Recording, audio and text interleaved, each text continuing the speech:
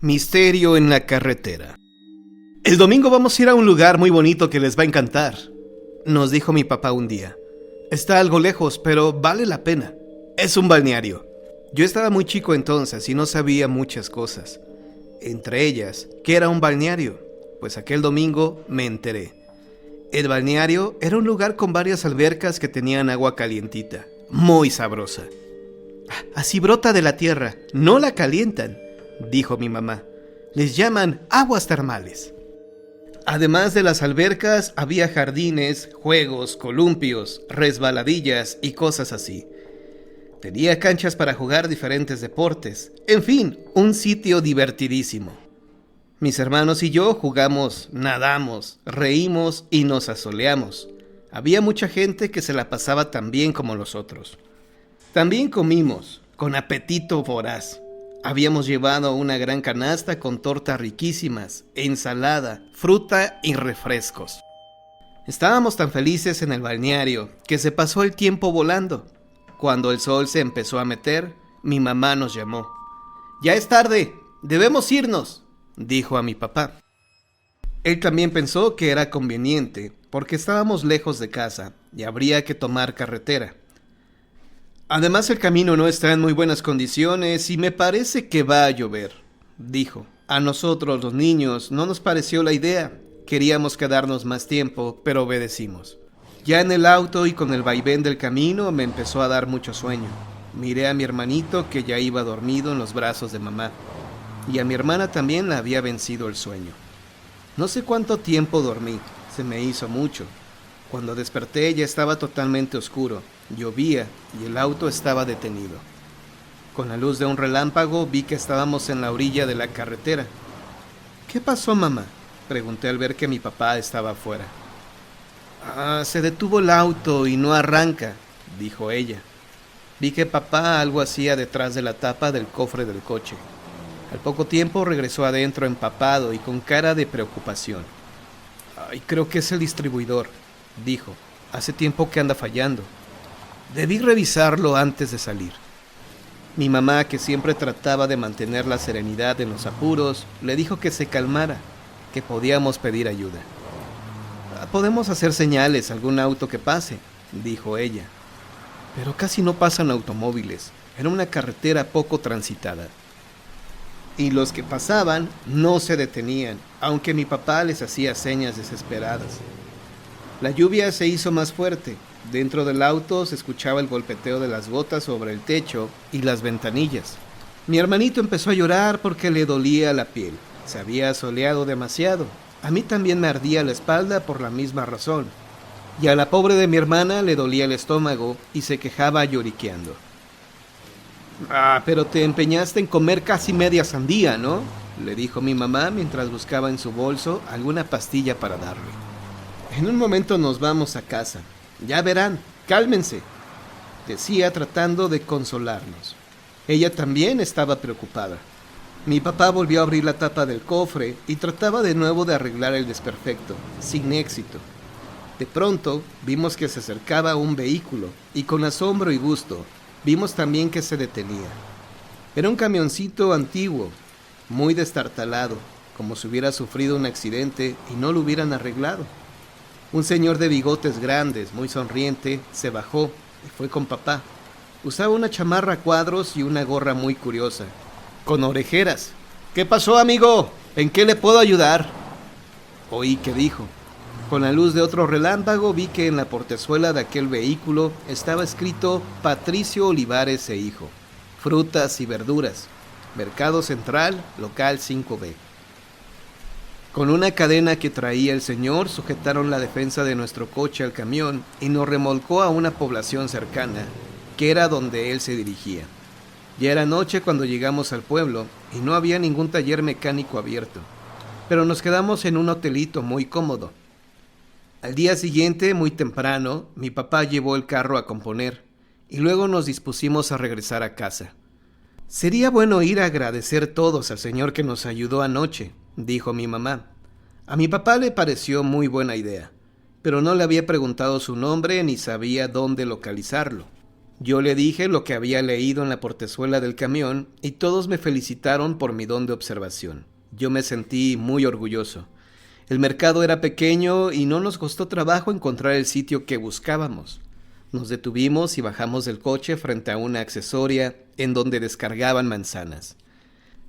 Disculpe, ¿el señor Patricio Olivares?, preguntó mi papá a uno de los muchachos que cargaban las cajas con la fruta.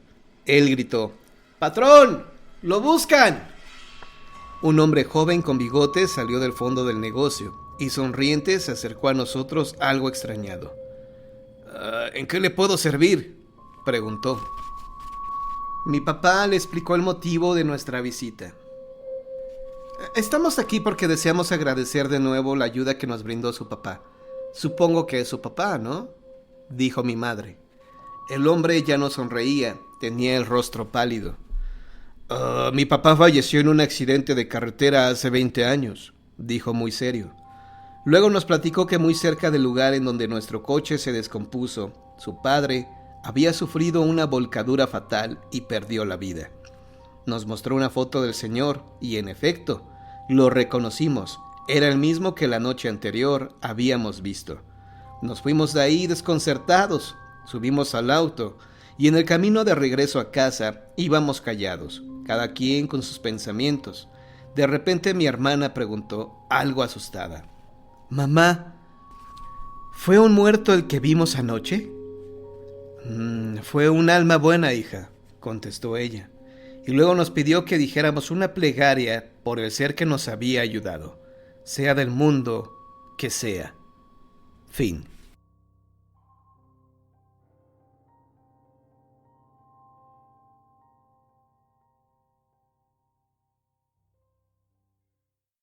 Los perros de la bruja. Daniel y Juan se acababan de cambiar a ese barrio. Su papá había conseguido un préstamo bancario para comprar la casa en donde ahora estaban viviendo. Su mamá había dicho: no le hace que nos apretemos el cinturón, con tal de que tengamos algo propio en donde vivir. La casa no era muy grande ni muy bonita, pero era nueva y Juan estaba contento porque tenía un cuarto para él solo. Daniel tenía el suyo. Lo malo es que ahora estamos lejos, dijo el papá. Y sí, la colonia estaba en las orillas de la ciudad, un poco aislada, y cerca había una barranca, en donde tiraban basura. También ahí había algunas casuchas hechas con láminas de cartón. En una de ellas vivía una anciana que decían que era bruja. A la gente le daba miedo aquella mujer que siempre andaba con un perro negro, muy fiero. Daniel y Juan lo escucharon aullar la primera noche que pasaron en su nueva casa y casi no pudieron dormir del miedo. En esa misma barranca vivían dos muchachos como de 18 o 20 años, vagos, rufianes. A uno de ellos le decían el Alebrije, por su atuendo estrafalario, sus tatuajes y un penacho de pelo sobre su cabeza rapada que pintaba de color rojo. Al otro le decían el Patillas. «Hay que tener cuidado con esa gente de allá abajo», le había dicho una vecina a la mamá de Juan y Daniel. «A los de la esquina ya les robaron». A la señora le dio temor aquel comentario y pensó que esa gente de la barranca era una amenaza para su familia. Pero en aquel lugar vivían también personas decentes, trabajadoras, para quienes la pobreza no era pretexto para delinquir. Estaban, por ejemplo, Margarita, Esteban y Selene, tres jovencitos huérfanos que iban a la escuela después de trabajar, y su mamá Catalina, que lavaba ropa, don Crisóstomo, que era muy buen albañil, Arturo, que vendía gelatinas, y su hermano Samuel, que era plomero, y sus hijos David y Jonathan, que eran tan estudiosos que tenían beca en la escuela, María Obdulia, que era trabajadora doméstica, y así una docena más de personas honestas con ganas de vivir bien. Pero volvamos con Juan y Daniel. Ellos iban a la misma escuela. Juan iba en primero de secundaria y su hermano en quinto año de primaria. Ahora, para llegar allá, debían levantarse una hora más temprano que antes y tomar una pecera y camión. Su mamá ya no podía llevarlos hasta la escuela como antes hacía, porque debía trabajar para ayudar con los gastos de la nueva casa, pero los llevaba a la parada del pecero. «Vayan con cuidado, quédense cerca de la puerta, no se separen. Si alguien los molesta, Quítense de ahí. Y así les daba el montón de consejos cuando se despedían de ellos. Una tarde Juan estaba fuera de su casa con su patineta. Pasaron el Alebrije y el Patillas. Le preguntaron algo y luego se quedaron conversando. La mamá de Juan los vio por una ventana y no le gustó la facha de aquellos dos muchachos. ¡Hijo! ¡Hijo! ¡Ven a ayudarme!, gritó desde adentro de la casa. Juan se molestó. No le gustaba que su mamá le gritara cuando estaba con alguien. Una mañana de sábado, día en que la familia podía levantarse tarde y desayunar, la mamá de Juan y Daniel vio que le faltaba queso para los ricos chilaquiles que preparaba y mandó a Daniel a la tiendita del barrio. De camino hacia allá, él se encontró con aquella anciana que decían que era bruja. Iba ella con su perro y al tratar de bajar una banqueta, pisó una piedra suelta y resbaló. Los que pasaban cerca no se atrevían a ayudarla a levantarse, por el temor que le tenían o porque no les importaba su apuro. «Permítame ayudarla», dijo Daniel, cambiando el temor por la compasión, y la tomó del brazo. El can le mostró los fieros colmillos y le gruñó.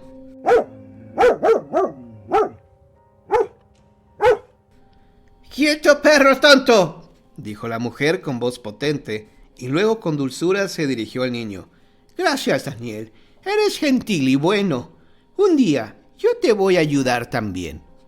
Con una sonrisa en su boca desdentada, se fue, dejando al niño con la sorpresa de que ella sabía su nombre. En una ocasión, la mamá no pudo llevarlos a la parada del pecero, y ellos se fueron solos. Ahí ya estaba el Alebrije y el Patillas. Juan le dijo a Daniel que se fuera él solo a la escuela, y otras veces pasó lo mismo. Daniel no sabía qué hacer. Quería decirle a su mamá, pero no quería ser tachado de rajón. «Oye, viejo, me preocupa Juan», dijo una noche la mamá a su esposo. «Se anda juntando con esos vagos de la barranca y a veces llega tarde». No te apures. Voy a hablar con él un día de estos», dijo el señor a punto de dormir. Ahora trabajaba tanto para pagar el préstamo que apenas ponía la cabeza en la almohada, se dormía.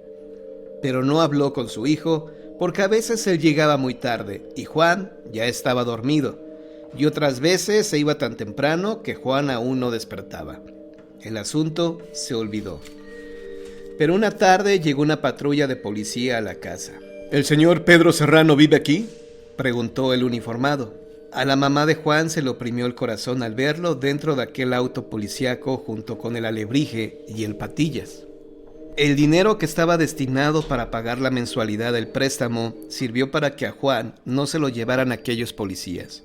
«Yo no hice nada malo, mamá», decía llorando Juan. «Estábamos nada más ahí, en la calle, fumando cochinadas». «No, mamá, eran cigarros de tabaco». Eso no era lo que habían dicho los policías. ¿A quién creerle? «Eso pasa por andar con malas compañías, Juan», dijo el papá enojado y preocupado. «A veces solo por juntarte con alguien que tiene mala fama, lo juzgan a uno». Juan prometió no volver a frecuentar a aquellos muchachos y lo cumplió.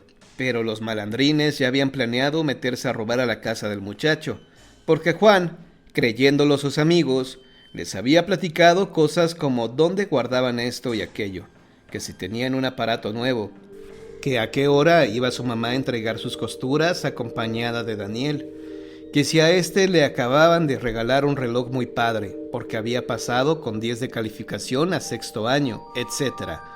Le habían sacado mucha información para su maldito provecho. Una tarde, ya anocheciendo, creyendo que la casa estaba sola, entraron a ella el par de cacos. Empezaron a tomar todo lo que había de valor, pero no sabían que Daniel estaba enfermo y que por eso no había acompañado a su mamá. Cuando el niño los vio entrar a su cuarto, se asustó y aquellos dos maleantes se sorprendieron. Pero de inmediato, uno de ellos sacó una navaja. «Si gritas te rajo», dijo el infeliz.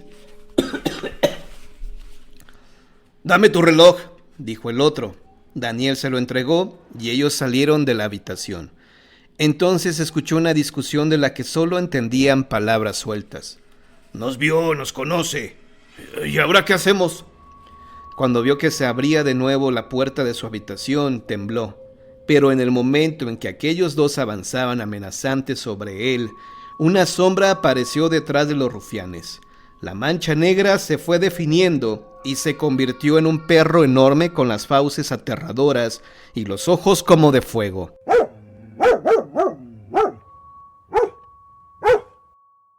Los malandrines palidecieron al verlo y salieron corriendo de la casa. Daniel se desmayó. «Habrá que llamar a la policía», dijo el papá cuando llegó y le contaron lo sucedido. «Me da miedo», dijo la mamá.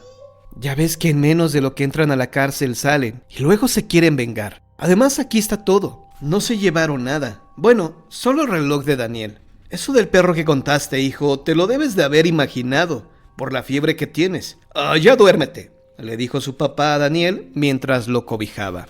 3 días después, el niño ya estaba bien de salud y al ir a la tiendita, se encontró de nuevo a la anciana. Ahora iba acompañada por 3 perros, uno muy curioso con tantos pelos debajo de sus orejas que se diría que traía patillas, y el otro con la piel más rara que Daniel había visto.